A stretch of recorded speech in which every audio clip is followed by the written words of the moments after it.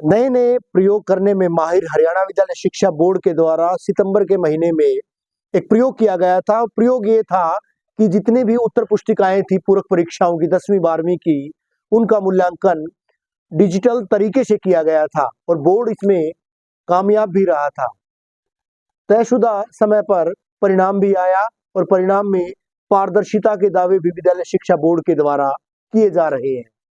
बहरहाल आगे क्या स्ट्रेटेजी है, विद्यालय शिक्षा बोर्ड ने तय किया था कि अब जो परीक्षाएं होंगी फरवरी मार्च के महीने में, उनका मूल्यांकन भी डिजिटल तरीके से, हालांकि पूरक परीक्षाओं में उत्तर पुस्तिकाएं कम थी, अब कई गुना ज्यादा उत्तर पुस्तिकाएं होंगी, तो किस तरह से विद्यालय शिक्षा बोर्ड उन पर पार पाएगा। बोर्ड अध्यक्ष डॉक्टर वीपी यादव जी हमारे साथ हैं। सर, एक प्रयोग किया गया था विद्यालय शिक्षा बोर्ड के द्वारा और प्रयोग जो था वो डिजिटल मूल्यांकन का था जी। कितने बोर्ड ने उसमें कामयाबी हासिल की, आगे क्या स्ट्रेटेजी? देखिए, इस मूल्यांकन प्रणाली को लागू करने में मैं कहूँगा कि हरियाणा विद्यालय शिक्षा बोर्ड 100% कामयाब रहा। कुछ चैलेंजेस बिगिनिंग में आए थे, लेकिन मैंने स्वयं जाकर डेली बेसिस पर 2 से 3 घंटे स्कैनिंग सेंटर्स पर और इवैल्यूएशन सेंटर्स पर लगाए और सारा सिस्टम स्ट्रीमलाइन हो गया। उसके बाद जो जो चैलेंजेस आते उनको एलिमिनेट किया और 2 दिन का टीचर्स का ट्रेनिंग प्रोग्राम भी हमने हर इवैल्यूएशन सेंटर पर करवाया और टीचर्स भी डिजिटली ट्रेंड हो गए इवैल्यूएशन के अंदर। तो मैं समझता हूँ कि हमने काफ़ी जो सफलता इसमें हासिल की। अब आगे क्या स्ट्रेटेजी है सर, जो मुख्य परीक्षाएं होंगी उनको लेकर? जी, मुख्य परीक्षाओं में जो हमने इनिशियल स्टडीज़ की थी, जो सितंबर अक्टूबर की परीक्षाएं थी, उनमें हमने देखा कि इतने आंसर शीट्स थे तो उनको इवैल्यूएशन करने में कितना टाइम लगा और उसी अनुपात में अगर इतनी ज़्यादा आंसर शीट्स होंगी तो हमें कितनी स्कैनिंग मशीन्स, कितना टोटल सिस्टम, इंफ्रास्ट्रक्चर, हर चीज़ की ज़रूरत पड़ेगी। तो उसी तरह से हमने अपनी पूरी प्लानिंग कर ली है और उसी जो तर्ज पर हम इसको इवैल्यूएट करवाएंगे और हम 100% आई एम श्योर कि I will be successful in this. कोई फायदा भी हुआ सर इन डिजिटल मूल्यांकन से? एक फायदा तो ये माना जा सकता है कि पारदर्शिता आती है पूरी तरह से। इसके अलावा कोई वित्तीय लाभ विद्यालय शिक्षा बोर्ड को, और कोई अगर फायदे की बात करें तकनीकी तौर पर, कोई फायदा हुआ है सर? सी बहुत सारे फायदे हुए। सबसे पहले बड़ा फायदा तो विद्यार्थियों को ही होता है इसका, कि जब कोई भी मूल्यांकन डिजिटल इवैल्यूएशन से तरीके से किया जाता है तो टीचर जो इवैल्यूएटर्स हैं वो किसी तरह की लापरवाही करने की कोई गुंजाइश नहीं छोड़ता। डिजिटल इवैल्यूएशन, समय पर आना उनका, समय पर जाना और हर आंसर को स्टेप वाइज मार्किंग करना या वैली पॉइंट्स जो दिए हुए हैं उनके अकॉर्डिंग मार्किंग करना। वो कैजुअलिटीज़ के अंदर कैजुअल व्यू नहीं लिया जा सकता।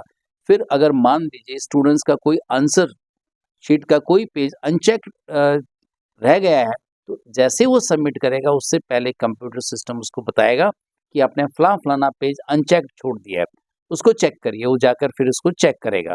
तो इस तरह से अनचेक नहीं है। अगर कोई स्टूडेंट ने ओवर टाइम किया है या आंसर को रिपीट करे तो उसके बारे में भी उसे अलर्ट करेगा।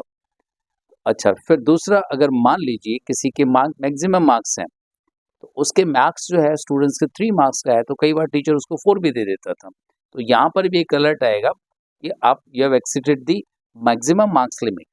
तो टीचर को उस अकॉर्डिंगली उसे चेक करना पड़ेगा। सबसे बड़ी बात यह है कि विद्यार्थियों के साथ जो टोटलिंग में सबसे बड़ी गलती होती थी, मैनुअल चेकिंग में हमें चेकिंग असिस्टेंट लगाना पड़ता था। अब उस चेकिंग असिस्टेंट की ज़रूरत नहीं पड़ेगी क्योंकि वो पैसा बचेगा। और जो सबसे पहले बोर्ड के लेवल पर जब आंसर शीट्स हमारे पास आती थी पर उनके पास एक फिक्टिशियस रोल नंबर लगता था जिसमें 10 से 12 दिन का टाइम लग जाता था और 1 करोड़ के आसपास हमारा खर्चा आया था, तो ये खर्चा बचेगा। फिर आंसर शीट फिर दोबारा इवैल्यूएशन सेंटर पर जाती थी और वहाँ पर चेक होने के बाद फिर वापस बोर्ड में आती थी। तो ये आने और जाने का जो आवाजाही का transportation, man power, time consumption था, ये सब बच जाएगा हमारा उसके अंदर। चेकिंग असिस्टेंट्स की भी जो हमें ज़रूरत नहीं पड़ी, अब ऑटोमेटिक टोटलिंग होगी मार्क्स की। तो इस तरह से जो स्टूडेंट्स, क्योंकि बच्चे को पता होता है कि मेरे कहीं न कहीं गड़बड़ हुई है, जो मेरे इतने नंबर आने चाहिए तो नहीं आए थे। और अभी उसका इम्पैक्ट भी देखने को मिला कि इस बार जो इवैल्यूएशन के मार्क्स जो केसेस आए थे रीचेकिंग के, वो पहले से काफ़ी कम हुए थे। उससे और फायदा कोई टेक्निकल तौर पर भी होगा कि कितने शिक्षकों ने, कितने एग्जामिनर ने कितनी कॉपी चेक की, किस समय चेक की, कुछ इस तरह का भी कुछ पता चल पाएगा सर? जी बिल्कुल, हमें रियल टाइम डाटा हर इवैल्यूएशन सेंटर का मिलेगा। अगर मान लीजिए कोई टीचर चेक कर रहा है तो इस टाइम पर कितने इवैल्यूएशन सेंटर पर किस सब्जेक्ट के कितने आंसर शीट चेक हो चुके हैं और कितने इवैल्यूएटर्स लगाए हैं, वो सारा का सारा रियल टाइम डेटा हमें बोर्ड में देखने को मिलेगा, हम उसे मॉनिटर कर सकते हैं।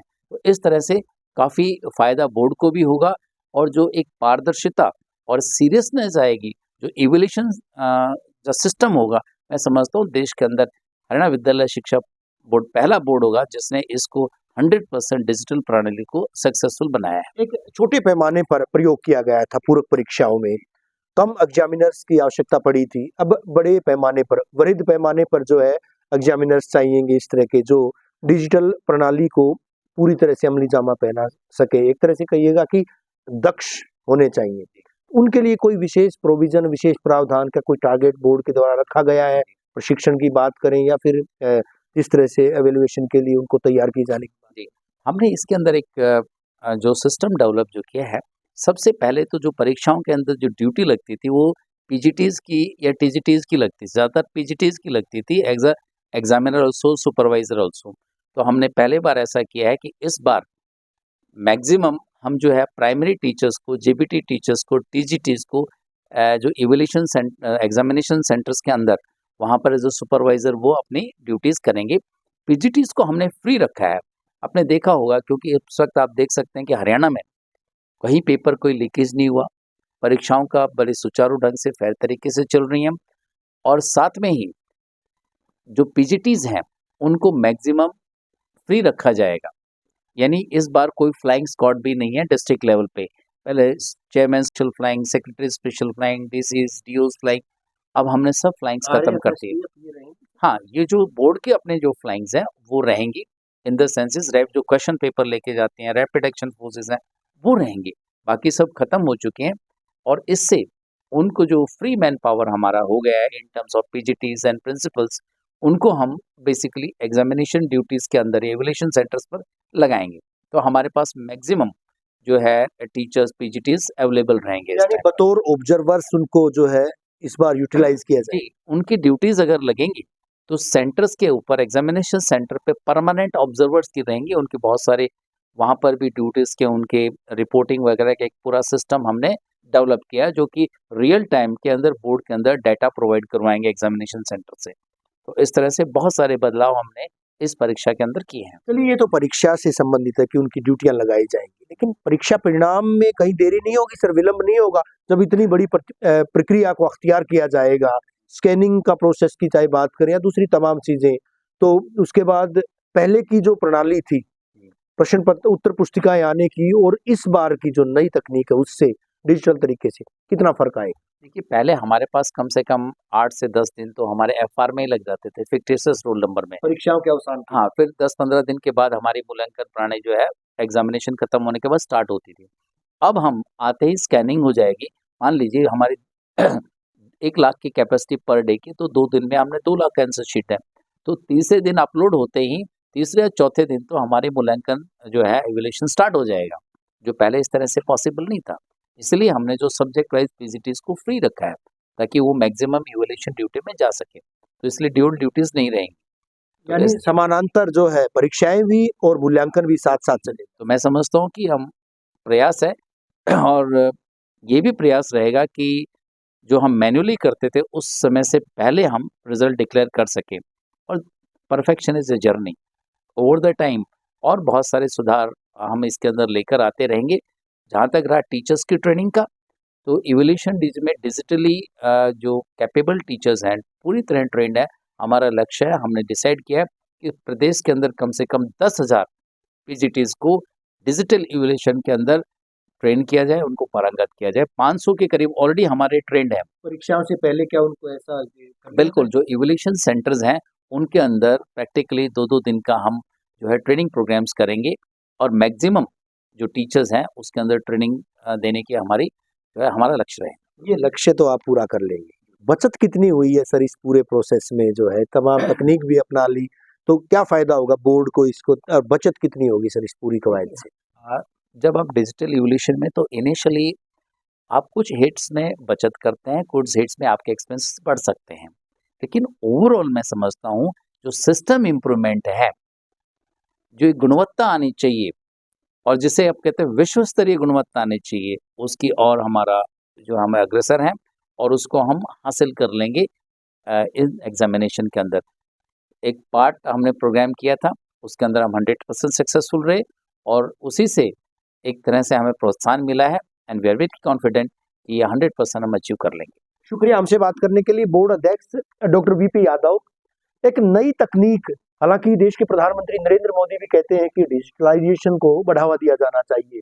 सूबे के मुख्यमंत्री मनोहर लाल भी लगातार ये बात कहते हैं और तमाम चीजें, चाहे पीपीपी की बात करें, दूसरे चीजों को जो है डिजिटल तरीके से जोड़ना, ऑनलाइन किए जाने की बात करें, तो उसी तर्ज पर हरियाणा विद्यालय शिक्षा बोर्ड भी अब लगा हुआ है।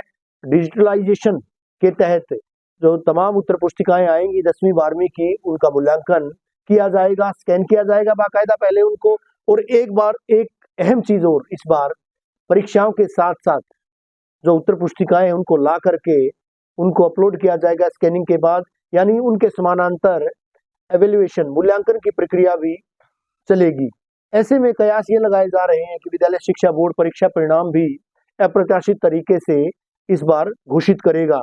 बहरहाल देखना ये होगा कि किस तरह से विद्यालय शिक्षा बोर्ड इस पूरी कवायद में कामयाब हो पाता है। हालांकि कामयाबी का पहला पड़ाव विद्यालय शिक्षा बोर्ड पूरक परीक्षाओं में पार कर चुका है और न केवल देश के लिए बल्कि पूरे विश्व स्तर पर इस तरह की तकनीक जो है अपने आप में नायाब मानी जा रही है।